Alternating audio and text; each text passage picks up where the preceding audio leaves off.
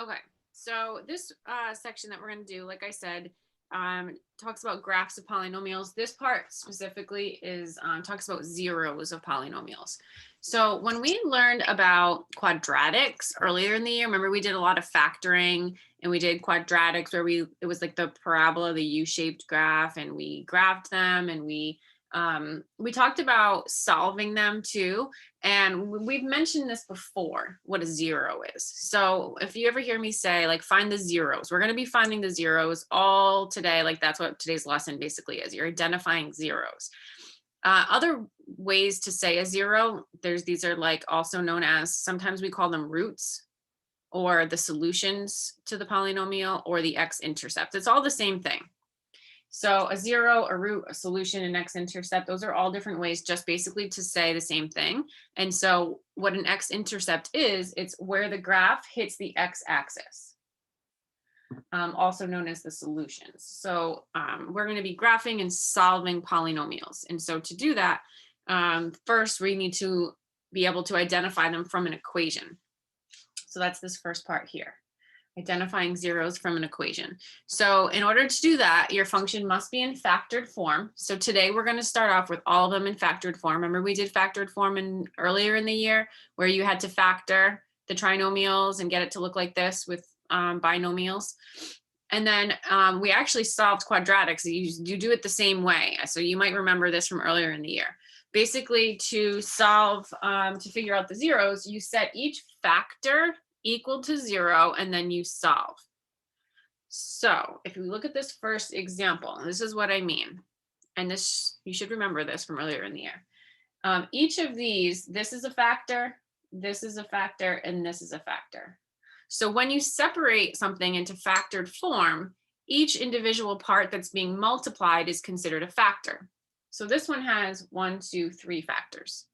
And so how you identify the zeros is you set each of those factors equal to 0 and you solve. So we're going to set x equal to 0, which there's nothing to solve there. So that means one of our zeros, one of our solutions is 0.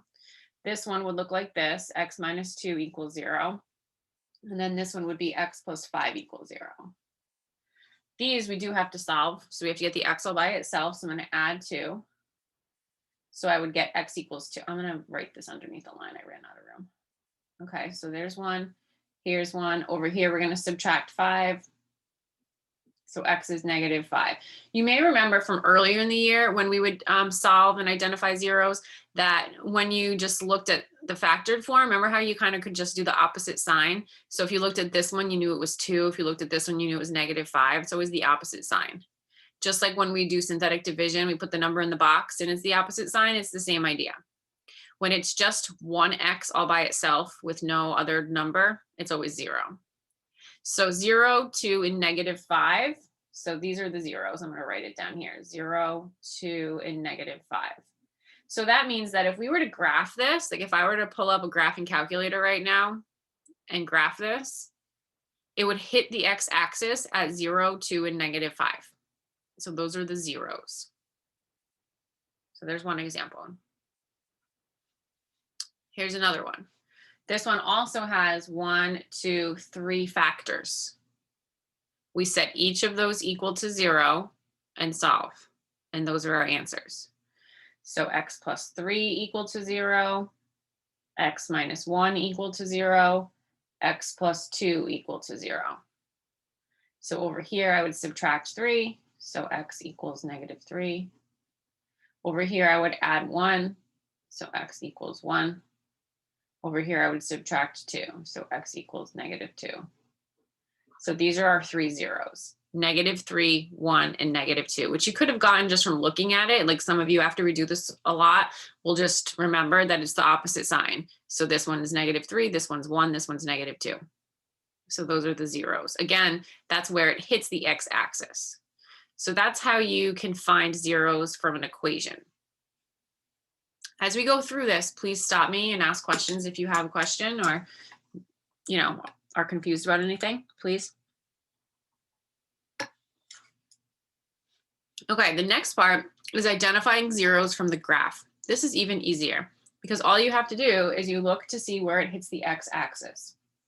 Remember, this is the x-axis. And so this one has 3 zeros. See how it hits the x-axis here, here, and here? So those are your zeros. You just write down the numbers. So the zeros here are -3, 2, and 5.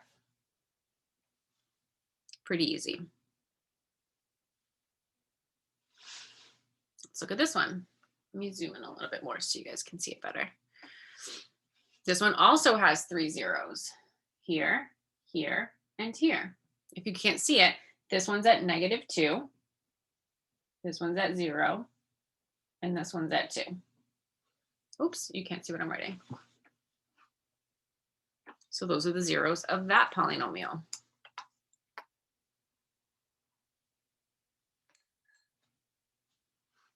Anyone have a question so far? No. So if you haven't, you say no? Yeah, I don't have any questions. Oh, good. Thank you, Braden.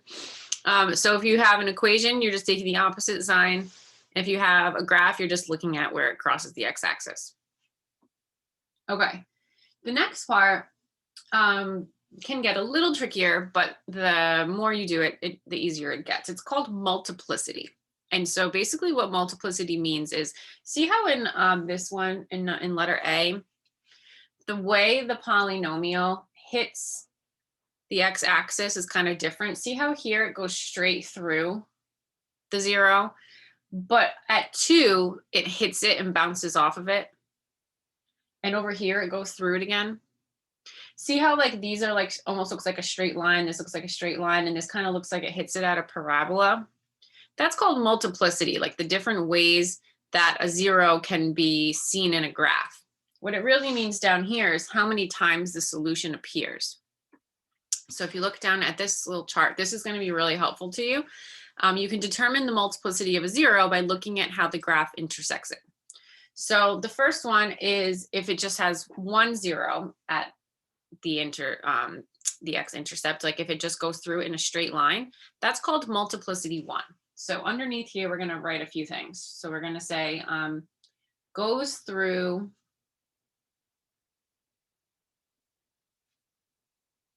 in a straight line, or at a straight line, at a straight line, in a straight line, goes through the 0, whatever, at a straight line.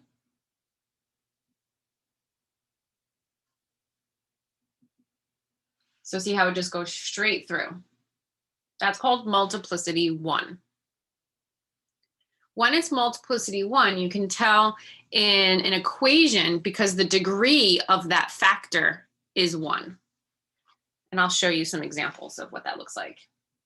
So the degree, remember the degree is just the exponent of the factor is 1.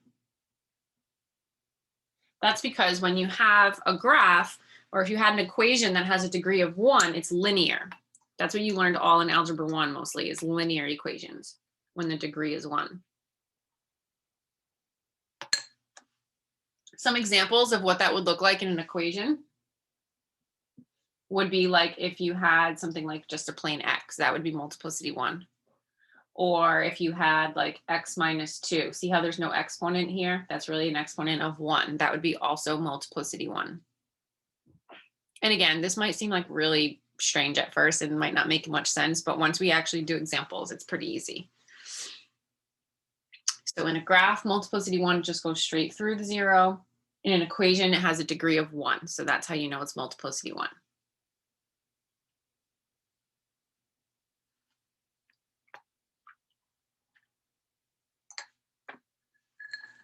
Next is multiplicity 2. See how with multiplicity 2, it looks different than this one? Multiplicity 2, it hits the 0 and it bounces back up.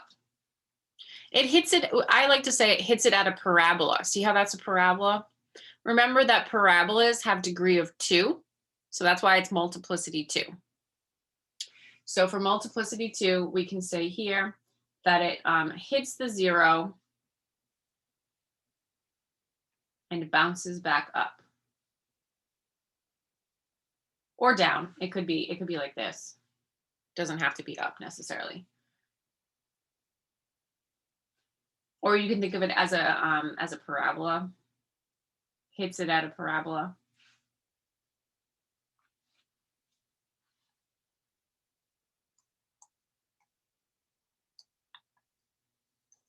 When a 0 has a multiplicity of 2, the factor has a degree of 2.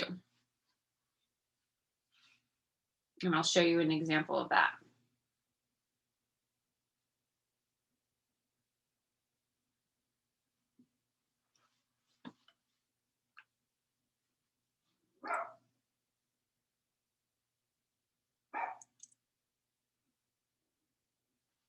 So some examples of what that would look like in an equation would be like if you had x squared as one of your factors, or if you had like x plus 1 and then it was squared like that in your equation. That's multiplicity 2. That's what that looks like. Your factor has an exponent of 2. So graphically, it hits it and bounces back. Algebraically, it has a degree of 2.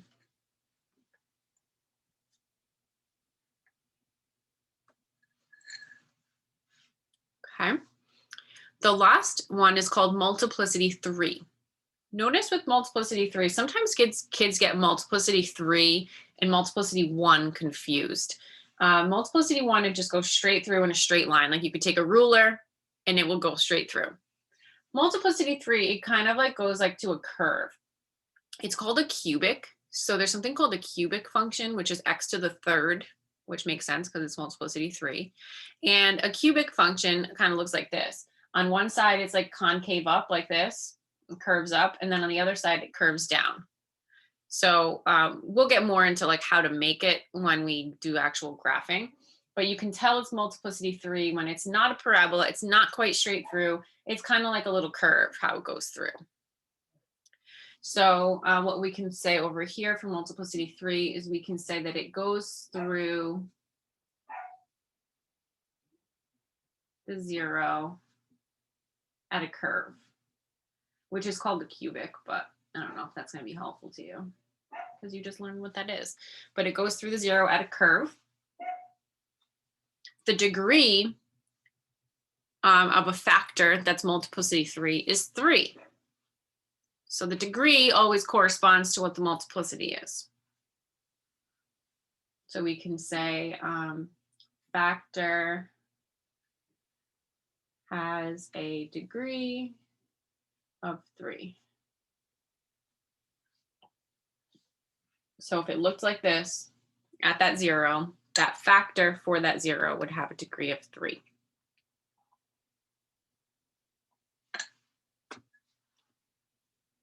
Some examples of that would be if your factor was just like x to the third, or if you had x plus 2 and then cubed, that's multiplicity 3.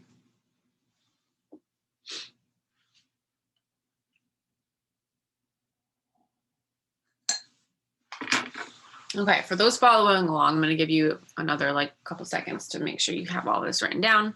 I will be posting this. When you're doing your practice today, you will probably need to reference this a lot. So I'm going to scan it right after we're done, and I'll put it right up on Classroom so you can use it to do your practice for today.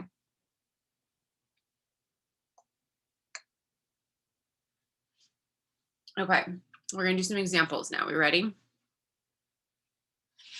So most of what your practice is going to be today is going to be something like this, where you're going to be given a graph and you're going to list out the zeros and figure out what their multiplicity is at each 0. Then what we're going to do is you're going to write the equation in factored form. And then we're going to stop there. Next time, we'll take it a step further and figure out the standard form, which you just basically multiply the factored form, but we'll get into that next time. So another thing too that's really important when you're writing the equation is this bullet right here. When you write the equation, you have to determine whether the function is positive or negative by looking at the end behavior. So we're going to have to think back to that end behavior chart that we used. I will teach you some little tricks to remember the end behavior, but we have to figure out if it's positive or negative. We'll get there in a second. So let's take a look at this first example. So as we list out the zeros, we're also going to identify their multiplicity, like how the graph is going through that 0. So notice that it hits, here's the x-axis. Do we see how we have 1, 0 at 0 and we have 1, 0 at 2? So those are our 2 zeros, but we have to think about what their multiplicity is. Do you guys see how at 0, it goes through at a curve? Doesn't go straight through in a straight line, goes through at a curve. So if you take a look at our multiplicity chart, that's multiplicity 3. So this is how I like to write it when I'm identifying my zeros. I put 0, and I like to just put next to it that it's multiplicity 3. That's going to be helpful for when we write our factored form. So the M stands for multiplicity. So do you guys see that? That's right here. Or sometimes kids, I remember last year when I taught this, some kids would just put like M3 over here. So they knew that it was multiplicity 3. So like somewhere identify what the multiplicity is. The other 0 is at positive 2. Notice this one, the graph hits 2 and bounces back up. See how it hits it at a parabola? That means it's multiplicity 2. So at 2, it's multiplicity 2. Anyone have questions so far? We're all following? Hopefully we're all listening and we're not like taking a nap because this is kind of tricky. Okay. The next thing we're going to do is write the factored form. So you can write y equals or f of x equals. It doesn't really matter. Usually I write f of x. Okay, let me zoom out a little bit. So let's start off with, we have to determine if the function is positive or negative. So I think I have my end behavior chart. You might want to reference this chart. Basically, anytime the right side of the graph goes up, whether it's even or odd, if the right side, so let's just go by that because that's the trick. If the right side of the graph is pointing up, that means it's a positive polynomial, positive function. If it goes down on the right-hand side, it's automatically negative. Okay, so you might want to make a note of that. Let's make a note of that up here if you're following along. So for this, if the right side points up, it's positive. If the right side points down, it's negative. And so that means, like, remember, positive versus negative leading coefficient. So see, this right side points up. So I don't need to put a negative in front of my equation. If this right side pointed down, I would have to put a negative in the front of my equation. Because right now what we're going to do is we're going to write the factored form. So just remember, let me go back to this for a second. This is what factored form looks like. So your answer right now should look like this for your factored form. Remember that when you have the factored form, it's the opposite sign as the 0. So let's go back to this. We need to write the factor for 0 multiplicity 3. Anytime it's 0, it's just a plain x. There's no plus or minus. But this is multiplicity 3, so it's x to the third. So that's the factor that would go with 0. X to the third power, because it's 0 multiplicity 3. If it had been 0 multiplicity 1, it would have just been an x. If it had been 0 multiplicity 2, it would be x squared. Okay, so that's that one. The next one is 2 multiplicity 2. So first let's look at the 2. So anytime it's a number other than 0, you're going to need a binomial.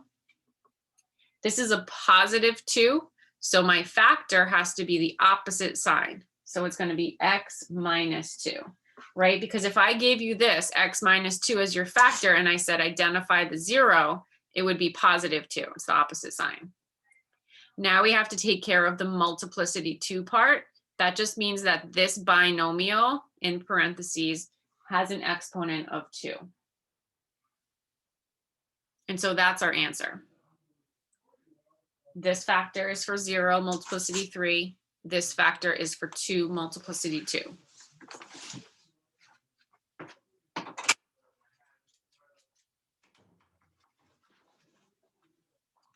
Okay, so that's the first one. What questions do we have so far? Anything? Maybe once we do a few more, it'll get easier. Okay, so let's look at the next one.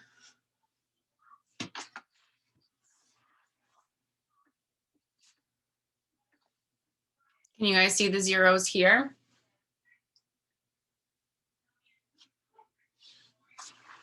Can someone think they can maybe identify the zeros for me? What are the zeros for this one? -1, 0, and 2. Good. Nice job. -1, 0, and +2. Now, sometimes kids tend to like look like up here. This stuff doesn't matter. We don't really care like how high it's going. You literally just look at the x-axis and figure out how it's intersecting. So at -1, does someone want to take a guess at what the multiplicity is at -1? 1. 1, good. So -1 multiplicity 1 because it just goes straight through. Then we have 0. What's the multiplicity for 0? 2. Nice job, Brayden. See how it hits it and bounces back? So that's multiplicity 2. And then at +2, it just goes straight through again. So that's multiplicity 1. Does everyone see that? I kind of made a mess of the graph now, so you can't see the numbers, but that's what it is. Okay, so now we have to write our factored form. So we have f of x equals, we have to remember we have to consider what sign this is. So remember I said if the right side of the graph points down, it's negative. See how the right side points down? They actually both point down. This is an even negative graph, if you remember that chart. Well, we don't really need to know that it's even, but actually I can talk about a way you could check your answer at the end. Let me just finish this. So the right side points down, so that's a negative leading coefficient. So you have to consider that. That's the first thing you do, determine if it's positive or negative. Now we need to write a factor for each of these zeros. Anytime one of your zeros is 0, that one usually goes first, because remember 0 looks like just a plain x, so that usually goes out in the front all by itself. So 0 multiplicity 2 is going to look like this, x, and then multiplicity 2 is squared. Anytime it's 0, it's just a plain x, and then you have to worry about the multiplicity.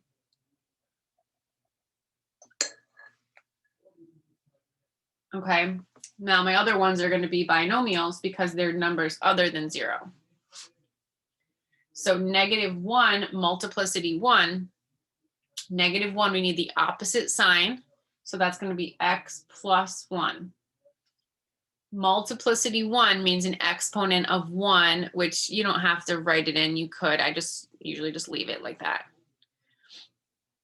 So this represents -1 as my 0, multiplicity 1. Okay, this one is 2 multiplicity 1. So for 2, it's going to be x minus 2 because we need the opposite sign. Again, it's multiplicity 1, so then that would be an exponent of 1, or you can just leave it. So that would be your answer, -x squared. And remember, it's negative because the right side points down. This one was positive because the right side points up. Okay, so there's another example. We're going to do one more on here, and then we'll switch over to the practice. And if you guys need me to, I can go like get you started on the practice, and we can do some of it together.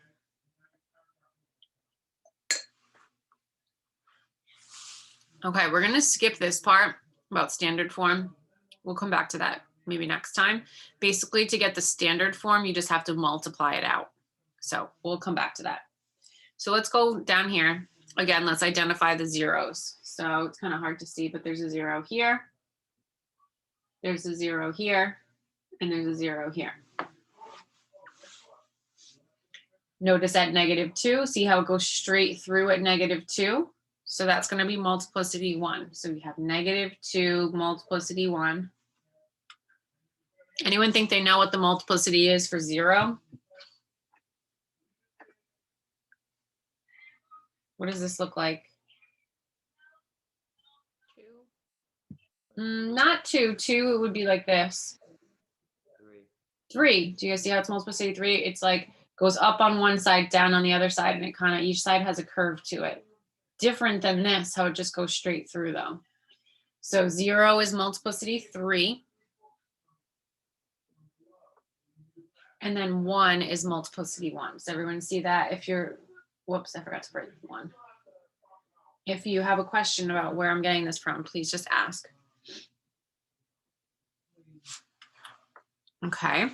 Then we have to think about, is the leading coefficient positive or negative? The right side points up, so that means it's a positive leading coefficient. So we would not add a negative in the front when we're writing our factored form. So it's a positive leading coefficient. Again, we have 0 as a 0. So we're going to do that one first.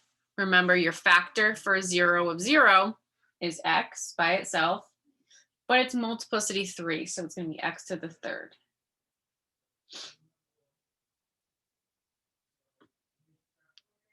Okay, let's do, it doesn't matter if anyone's wondering, it doesn't matter if you do -2 or 1 next. Order doesn't matter, it's nice to put the 0, 1 in the front. So a 0 of -2, what should my factor be for a 0 of -2?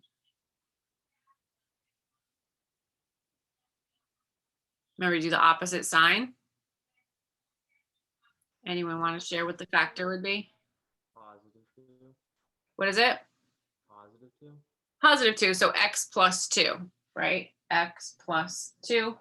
And it has a multiplicity of 1, so I don't need to add an exponent.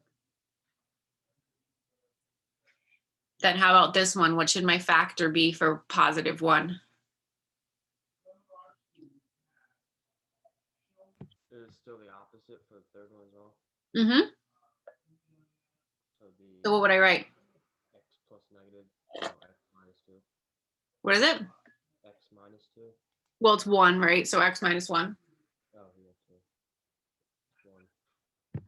Good, thanks. And then multiplicity 1 again, so I don't have to add in anything. And we're going to skip the standard form for now. Okay, so that's it for the notes. We're going to take a look at the practice now. Your practice has 8 problems. I figured we could do a couple of them together and then you guys could try them. This is all you're doing. You're identifying the zeros in the multiplicity and you're writing the factored form. On your practice today, there's a spot for standard form. You're skipping that for now. And we'll go back and do that next week. Okay, so I'm going to stop my recording.